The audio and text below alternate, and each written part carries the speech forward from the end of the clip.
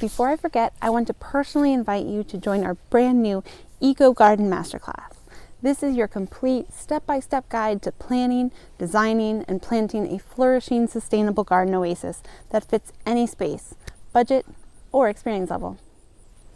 Hey there, welcome back to Natureologies by DIY Nature. I'm Amanda Ross, and this is the first of our new 4-part series on understanding the how, what, and why of plants.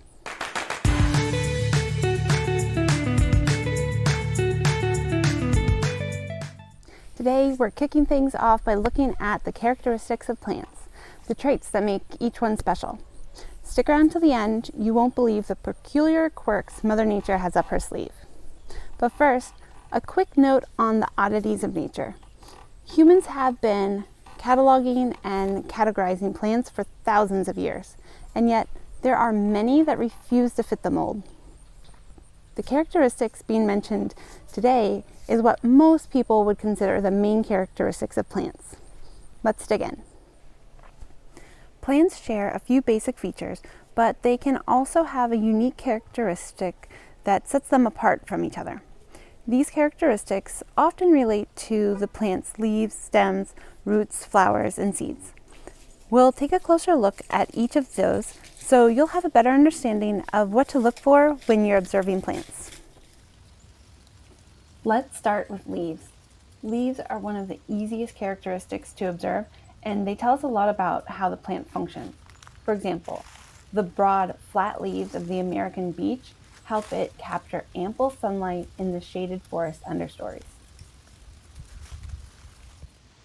In contrast, the needle-like leaves of the eastern red cedar and the white pine are adapted to conserve water, making these trees resilient in drier, rockier soils. We can also look at how the leaves are arranged on the stem. Are they opposite, alternate, or in a spiral pattern? For instance, the invasive burning bush on the left has opposite leaves, while this goldenrod on the right displays an alternate leaf arrangement. Leaf characteristics like shape, arrangement, and size can give us valuable clues about a plant's habitat and needs. Next, let's talk about stems. Stems are the support system of the plant, and they vary widely depending on the plant's environments and growth habits. For example, trees such as this American hornbeam have strong woody stems that allow them to stand tall and support heavy branches and leaves. Mountain laurel, on the other hand, has woody yet flexible stems that make it hardy and adaptable to various soil types. In contrast, the eastern prickly pear cactus, a Virginia native succulent, has thick, fleshy stems that store water, allowing it to thrive even during dry spells. Then we have plants with softer, green stems. These stems don't need to be as rigid because the plant is relatively short and relies on its surrounding environment for support. So when you look at a stem, think about its texture and the flexibility to understand how it supports the plant's growth and its survival. Now, let's get to the roots. Although they are usually hidden underground, roots are the key to a plant's survival. There are different types of roots, and each are adapted to help the plant thrive in its environment. For example, the eastern redbud has a taproot system with a long, thick main root that digs deep into the soil. This allows it to access nutrients from deeper layers. This type of root is also great for storing nutrients and helping the plant survive through droughts. In contrast, other plants have dense and fibrous root systems that spread out close to the soil's surface. These fibrous roots create a network that holds soil in place, which helps prevent erosion and is especially beneficial on slopes and riverbanks. When looking at roots, we gain insight into how a plant collects nutrients, stores energy, and adapts to its unique environment. Flowers are the reproductive part of the plant and comes in an incredible range of colors, shapes, and sizes. The structure of a flower is often related to how it's pollinated. For instance, this flower has a bright color and a sweet scent that attracts bees. You can also see that it's fairly open to allow the bees to get to the pollen.